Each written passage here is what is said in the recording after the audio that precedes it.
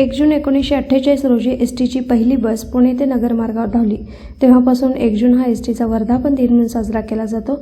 आज पलूस आगार पलूस बस स्थानक, कुंडल बस स्थानक इथं बस स्थानकास विद्युत रोषणाई करून नारळाच्या झावळ्या, आंब्याच्या पानाचे तोरण, फुलांचे हार बांधून रांगोळी घालून बस आणि बस स्टँड सजवण्यात आले. बसचे सकाळी 9 वाजता उपस्थित प्रवाशांच्या हस्ते पूजन करून केक कापण्यात आला. उपस्थित प्रवासी कर्मचाऱ्यांना साखर पेढे, केक वाटप करण्यात आला. एसटीचा 76वा वर्धापन दिन अतिशय उत्साहात साजरा करण्यात आला.